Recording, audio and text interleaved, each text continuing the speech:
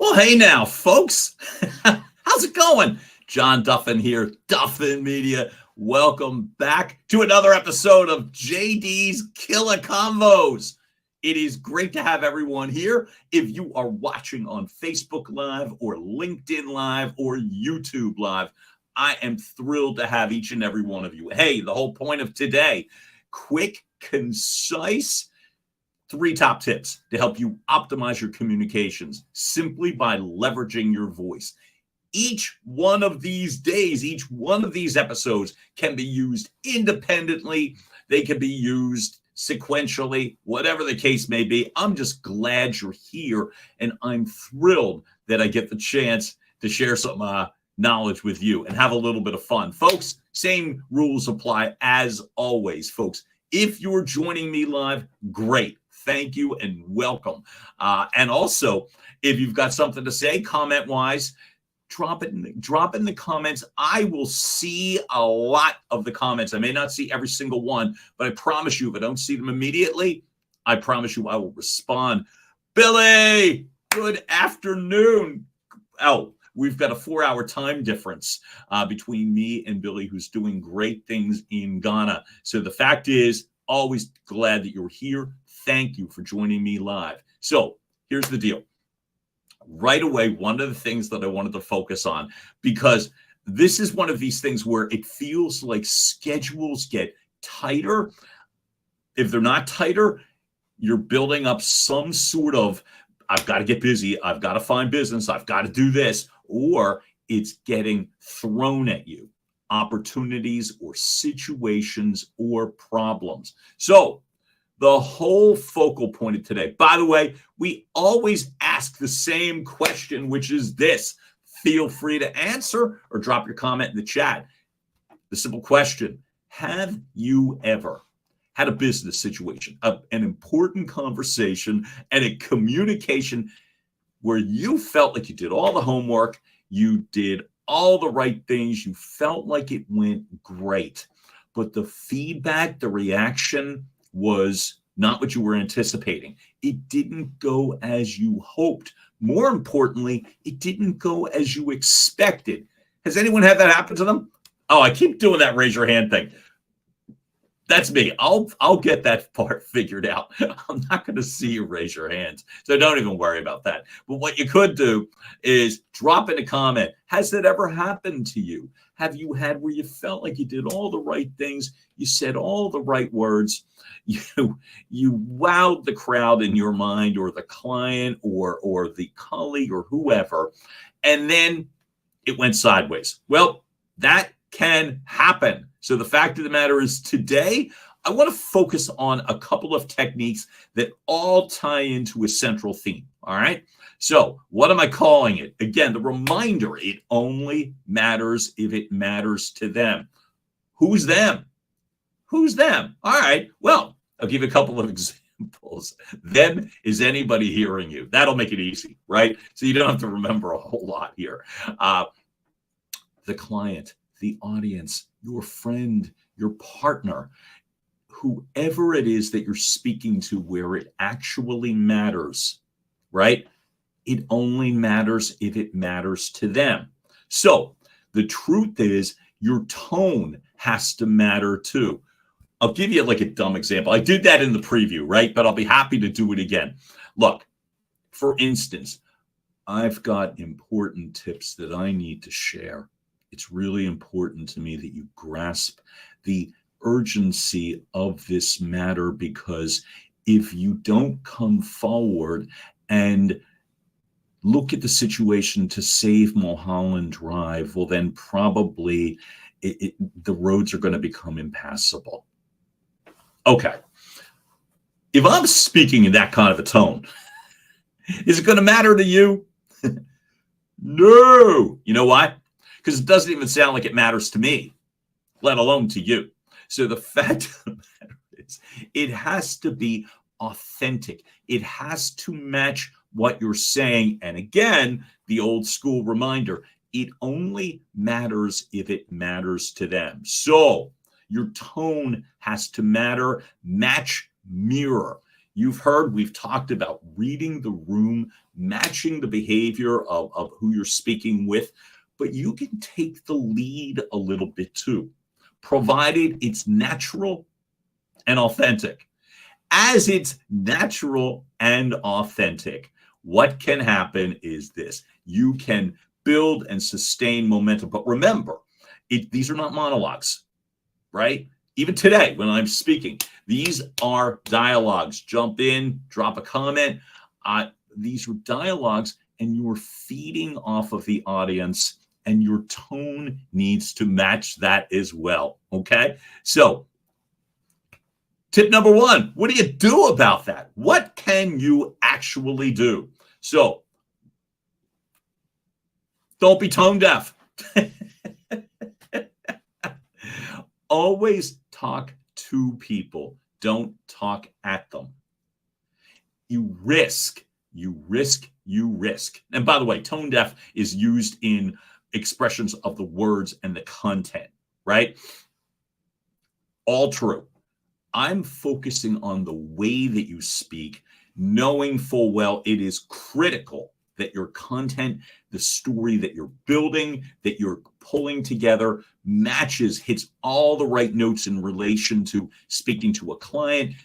You can convey your own urgency, but again, remember, it's got to matter to them. So the story often has to do with how the client or the audience is the actual hero. What's tone deaf mean? In tone, unnatural, inauthentic. Here's a tip. An easy way to not be tone deaf is to not be preoccupied when you begin a meeting. I'm looking for something right now. Hang on here, folks. I'm going to lose the tone deaf slide, and I'm going to find you. You want a tip? Don't use this 5 minutes before a meeting. You think you got 5 minutes before a meeting? And quick check of my emails, quick check of my text messages. Here's what happens. All of a sudden, when you do that, who thinks it's possible? Who thinks it's possible that they may get some adverse news in a text message or an email? Or no news, which sometimes is bad news. You're going to go in and take a quick look, and what can happen? Oh God, I didn't follow up. Oh my God, I forgot to do this for the client. Oh my God, you're carrying that tone into your meeting. You think you can mask it. I'm telling you, you probably can't. The best you can do, it's almost like Glade air freshener, right? You're masking over you're masking over, and you think you're being authentic, and you're not. So tip number one in the don't be tone deaf rule: don't check your phone 5 minutes before a meeting. Literally, get rid of it. Focus on the matter at hand. Focus on knowing the story. Focus on the people hearing the story. Talk to them. Make them feel comfortable, right? So I'm not kidding. As I said, you want to get out of the tone deaf situation. Bring them into the conversation. Don't bring your baggage, because your voice will betray you. Okay? Simple. Keep it simple here, right? So we've talked about natural breaks in between meetings and don't rush from one to the next meeting. Here's why. The tone of your voice often carries what just took place. So you putting a new situation that has nothing to do with your audience, your client, it throws everything, okay? Don't do it. Simple. Don't do it, right? Because authenticity, natural tone chases, tone changes, will always win the day. They complement a story, all right? So easy to do, but you got to avoid, as I said, having the tone betray you, right? You want another tip? Well, here you go.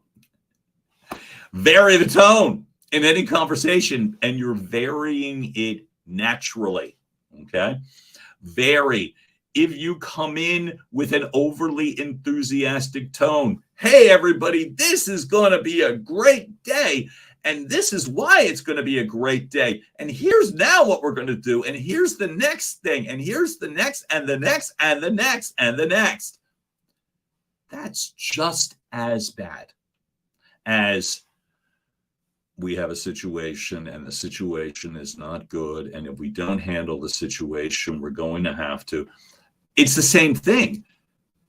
People catch your frequency and then they check out. They're, in essence, continuing the rhythm. They're guessing what they think you're going to say.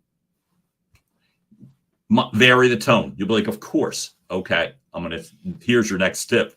It's the authenticity that matters. The tone has to match the point of the story. What's the story, I ask, right? The presentation.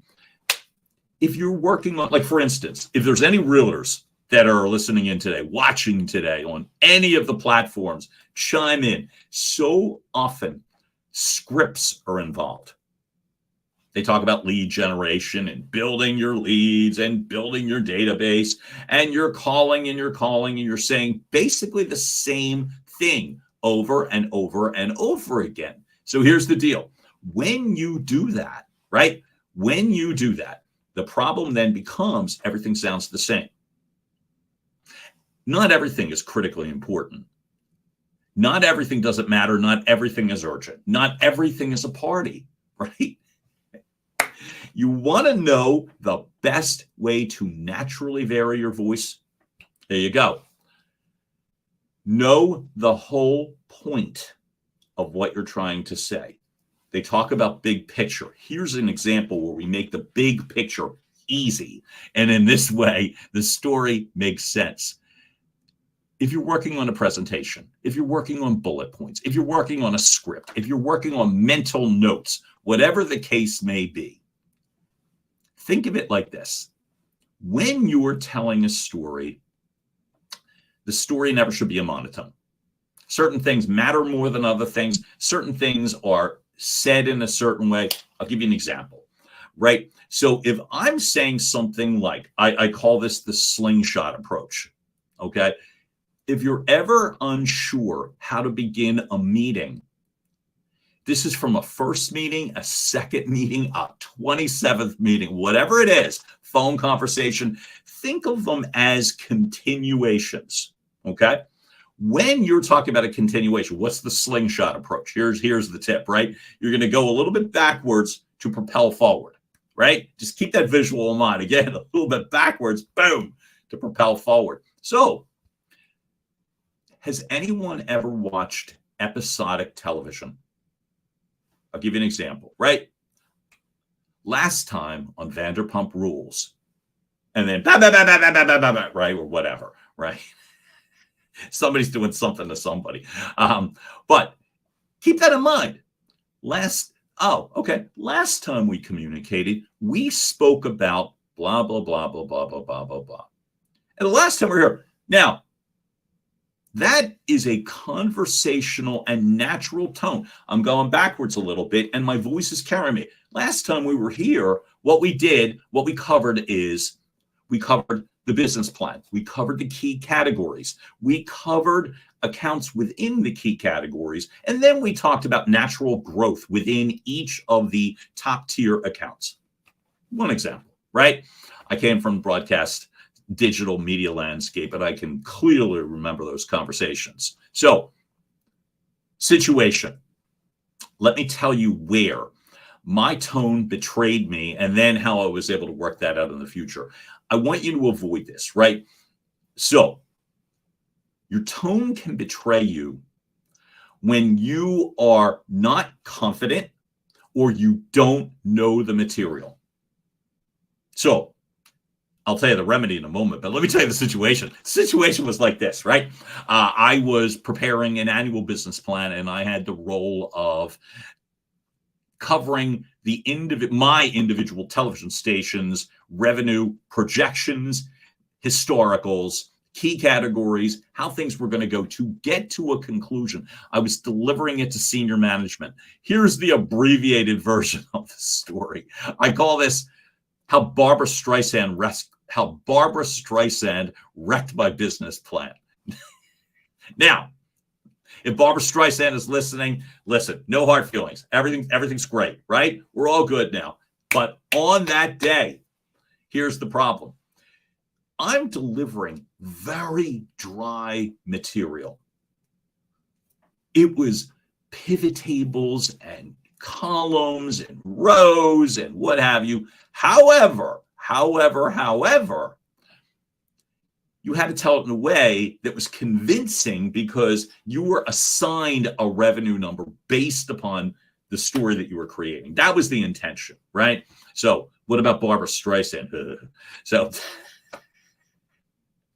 I went to see Barbara Streisand in concert the night before because my former boyfriend loved Barbara Streisand. So I bought tickets to go. I don't want to sound like I'm all that. It was just, that's how it went down, right?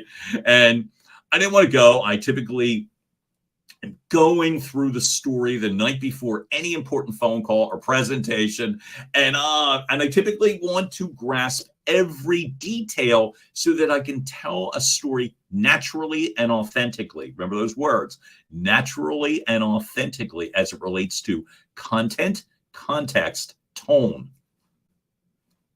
However, Barbara Streisand decided she needed to sing every single one of her hits. Crowd seemed to love it. I didn't. I had to be on a 5 a.m. train to New York to make certain I wasn't late. We get home at some ungodly hour, and she's older than me. So I'm like, what are you doing keeping us out till 1 a.m? So I get home, no sleep, get to the train station. There are major storms and power failures. Great. So now I am freaked out. I can't communicate, power failures. None of my tech is working. I don't know what the hell is going on. And I've got 12,000 Excel spreadsheets that I'm trying to navigate now on the train that's not going. Get to New York, get into the room. I'm a mess. So I either monotoned it or worse, was in a upspeak mode. I believe Disney is going to raise their revenue by 50%. And I think the automotive sector will get us up.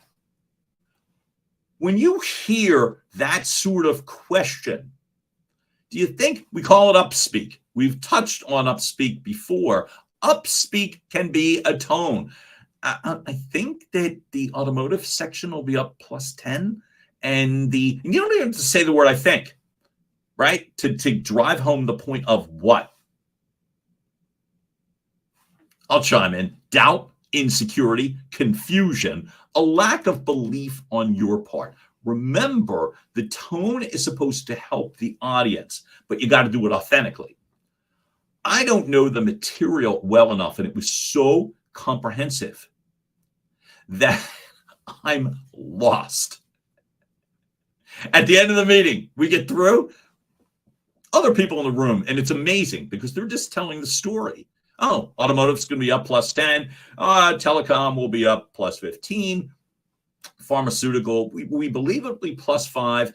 But it was believable, and the numbers were accepted. They had a million questions on mine, and I was ill prepared to answer them. So that's so what's the tip? All that, right? Meanwhile, my boss says at the end of it, who loved me and I loved him, Ramon Pineda, if you're anywhere near this communication today, know that I love you. Sorry about that presentation that I delivered because nobody said after. Here's what he said. John, I don't know what was up. You didn't sound like yourself today. What's a clearer piece of feedback for why you need to watch your tone? You didn't sound like yourself. Here's the good news is he was accustomed to hearing me speak before, and I didn't sound like my natural self. But if people don't know you and you're speaking, you're trying to get money, you're trying to get funding, you're trying to build or leverage or improve a relationship. You're trying to move somebody. They need to know you believe it, you know it, you really know it, and it's believable and authentic.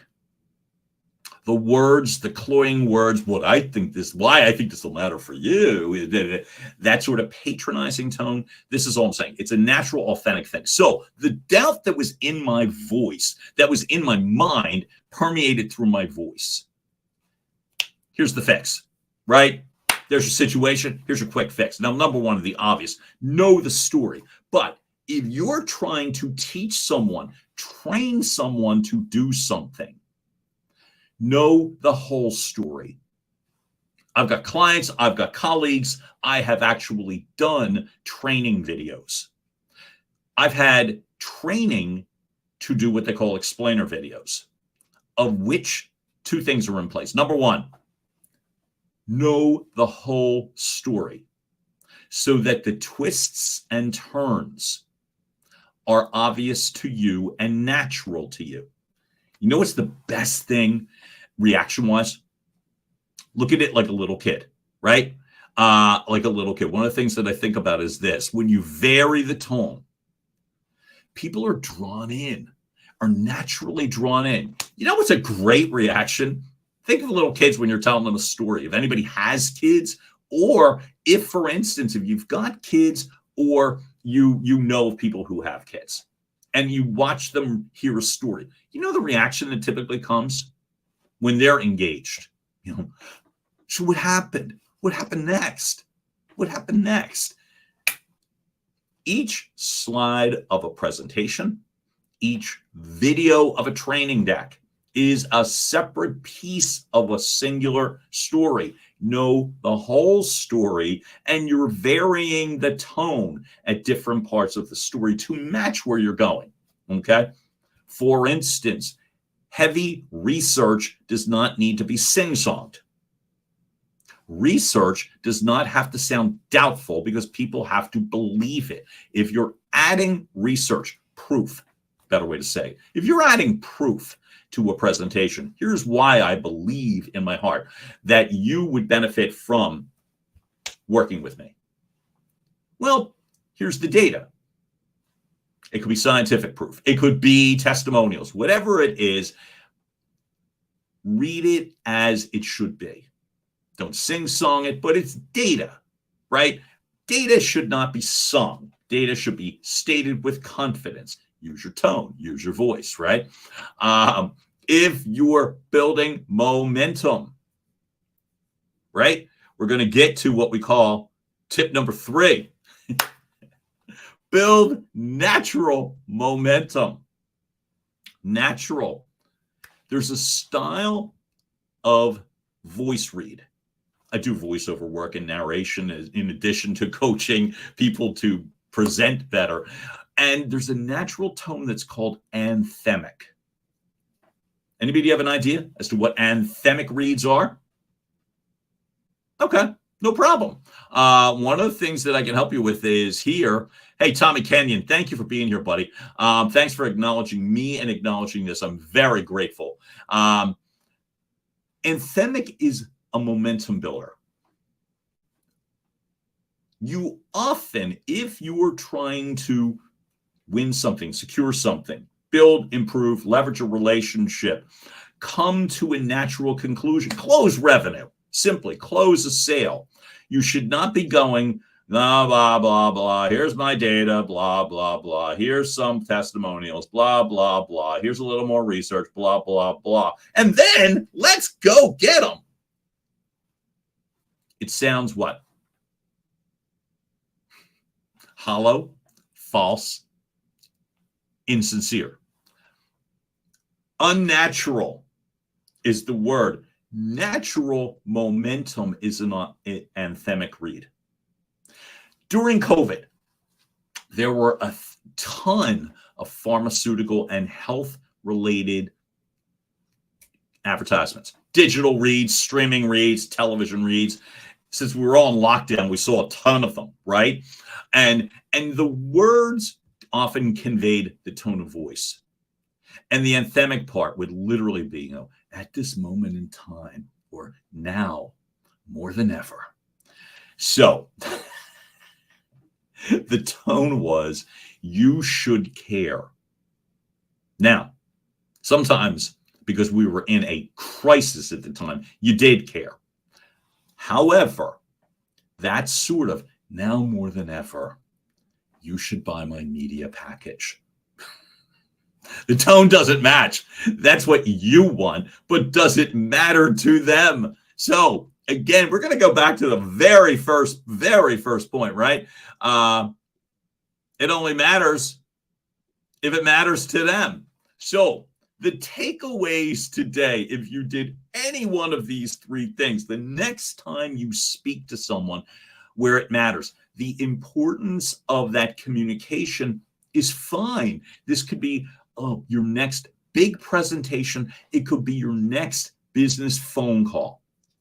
It could be somewhere in the middle. It could be the next lead gen opportunity or new business introduction call. And oh my God, they actually picked up the phone. What a miracle, right? Somebody actually got there. This works with voicemail too, by the way. It works great with voicemail. So the keys, it only matters if it matters to them. Remember that your tone needs to matter to them. Sing-songy, cloying, that matters to you. Bored, I got to get through this. I don't know this. We all just got to get to the last slide, and then we can all go to our expensive dinner. Great. I don't care. I'll just wait for the dinner. Let me give you one more example before we wrap up today, right? And here's the thing. Why should this matter? The reason I believe in my heart it should matter is this. I talk to people every day. So do you, I'm sure, right? It's not like I'm the only one. But I talk to people all the time who say the following. I don't know if this resonates with you, but it has with me. This is an everyday part in speaking with business. Business is tough now. It's not the same. You know, oh my God, nobody takes your call, and it's a whole different world out there. My landscape, as I said, my MO, my experience level is broadcast advertising, digital streaming, experiential sales, and executive management. Talking to clients, talking to sales teams, talking to clients, colleagues, managing up, managing down, managing sideways. Well, in doing all of that, the standing out part becomes so much harder now. It also becomes so much more important now. In the landscape I used to be in, we would often bribe people. I know that sounds harsh. It wasn't. But hey, want to go to lunch with me? And we go to some big, expensive, fancy place that the company, and that was the way that business was done. We in that landscape were speaking to people that had a propensity to do business. The question became, did they want to do business with us? I don't want to pull the layers back like the Wizard of Oz, but it was like, hey, you want to go to the Gold Cup game with me, Mexico and the USA? Oh, yeah. And we would look to fill a suite. You want to go to this concert with me? Do you want to go to the movies with me? Do you want to go to lunch with me? Whatever it was. Oh, my God. Shelley Williams. Yay. Thank you for the acknowledgement. Thank you for being a part of this. I so respect Shelley Williams. Philly's Oprah. Talk to her, by the way. She is serious as a talent. But what I was going to say is that was how things often got closed. They'd pay closer attention to you if we were speaking at a lunch meeting or an event or something fun for them, right? My pleasure, Shelley. My pleasure. You're a rock star, and thank you for being here. So, but here's the rub. That has become less and less prominent and significant. You know why? Because clients are getting inundated with things, and they just want some time or peace. When they get the time or peace, the fact of the matter is that's the gift. Not necessarily more time with you.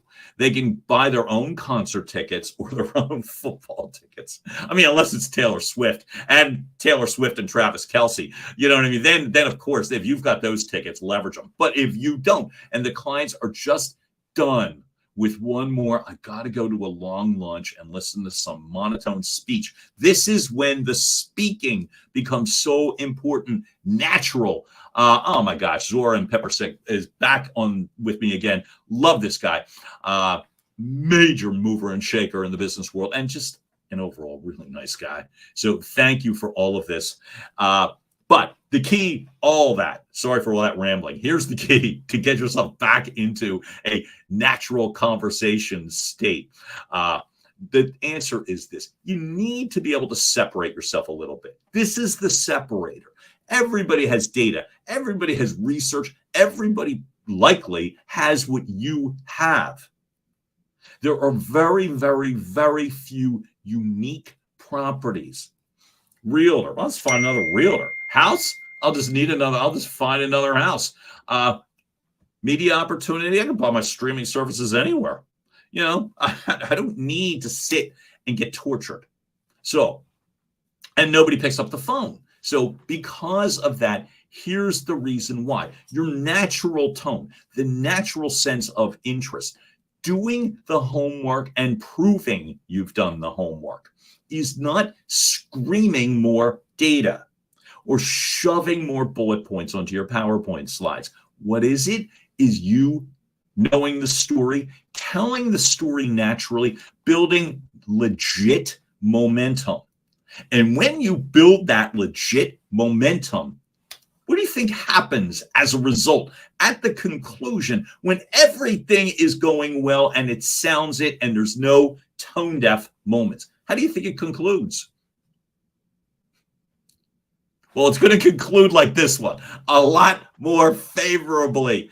And here's the rub, folks. Here's the rub. As a reminder, I am a pretty easy guy to find, right? My email address is this, jd@duffinmedia.com. Again, that's jd@duffinmedia.com. I am dropping it in the comments right now. So email me. What can I offer? I can offer you a 30-minute discovery call. How does the discovery call work? It works like this. I can then focus on explaining further how I teach people, how I train people, how I can navigate, how the system works. It is a proven system.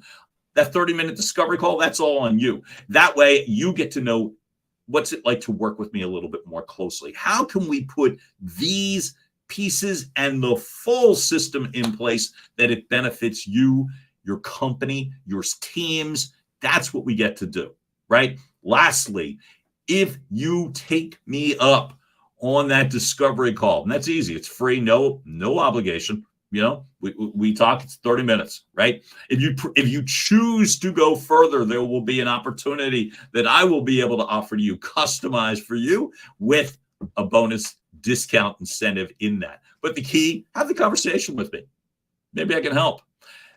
That's what we were going to wrap in terms of today, and wrap up in regards to today. 30 minutes, 3 tips. It was actually more. But again, as I said, you want to build to a crescendo. This is what you want. You want the standing O from your audience. You want that sense of everyone getting it. They come to the finish line with you. This is what you want. Will they all burst into applause? I don't know. I've had that happen to me, though. I hope it happens for you all day, every day. So, folks, this is John Duffin here with Duffin Media. Thank you so much for tuning in today. I am very grateful to each and every one of you. It means the world to me that you showed up. I appreciate you, too. Zoran, thank you for that note. Thank you all. Have a fantastic day, and we will be back soon. All right? Be well, all. Bye.